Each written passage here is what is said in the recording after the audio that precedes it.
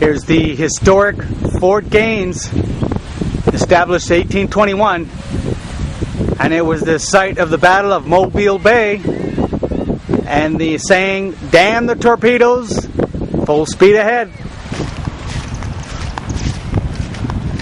19th century shipwreck exposed by Hurricane Georges. The huge timbers you see are a ship's keel section washed ashore in the fury of Hurricane Georges in the fall of 1998. Analysis of the material and construction indicate the ship was built in the 1800s or earlier.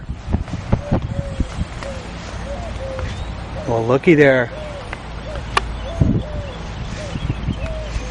Wow.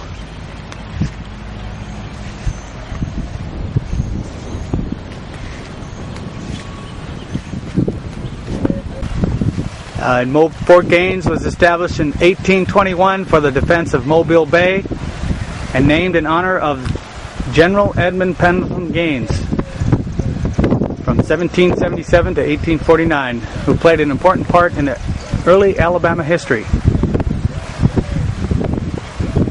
There's the fort.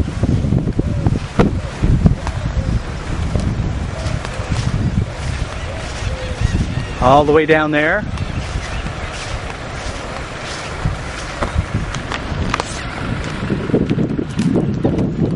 All the way down there, look at that.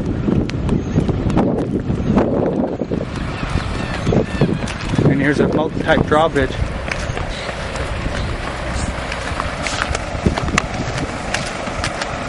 And here's the fort, folks. Look at this.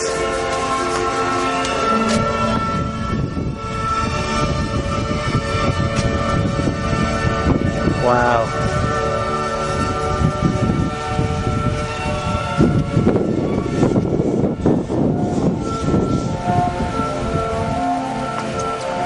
Huge fort.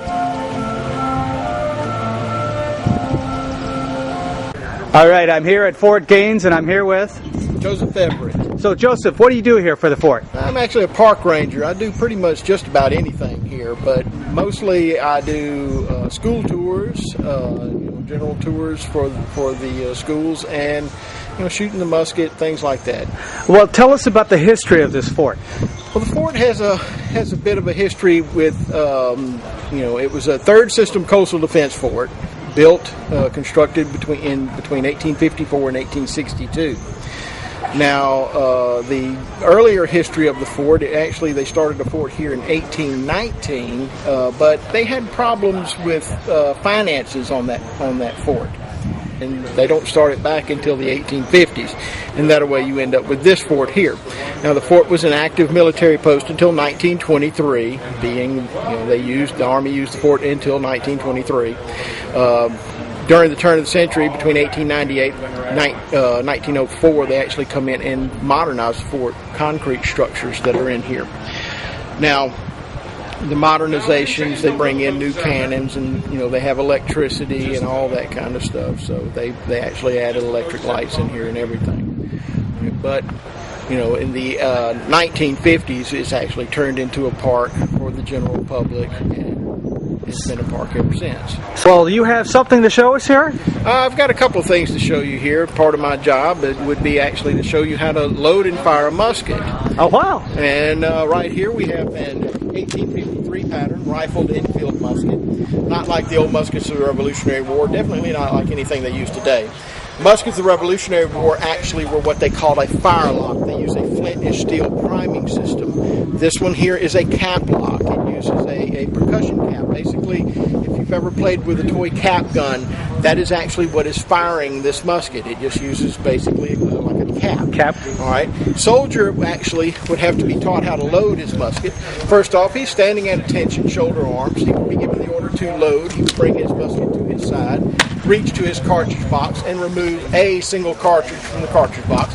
Now, the cartridges of the time actually were paper cartridges. So, soldier tears the cartridge, pours his powder in, pushes the projectile in, removes his ramrod, rams it all down, returns his ramrod, and primes.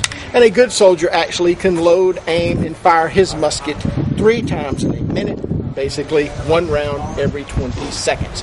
All right, if we're ready, We'll take aim and... Wow. This actually is a 12-pound mountain howitzer here. Now, a 12-pound mountain howitzer, normally it would fire a 12-pound solid iron ball. Now, normally we would have a crew of men loading and firing this thing. All right, normal crew would be at least 5 men, 7 men, you know. And I'm going to go through the loading procedure. We've not fired. It's a cool tube, so we can load it. I can load it by myself. Now, first thing we need to do is introduce the cartridge into the tube. Load the cartridge, then ram down the cartridge. Make sure the cartridge is seated. Then we move to the rear of the piece and we punch a hole in the cartridge. There's now a hole in the cartridge. Remove what is a quill. Introduce the quill into the cartridge, and then the tube is ready to fire. Now, so what I actually use is a quill and linstock. This is actually, the whole thing is a linstock. On here we have what is called slow match. All right, the quill that I've put into the gun, or the fuse, is what they would call a quick match. And when I light it, we'll actually see why they call it quick match. All right. Okay, prepare to fire. Fire in the hole! And Well, I want to thank you so much for your time. all right, thank you. Thank you very much.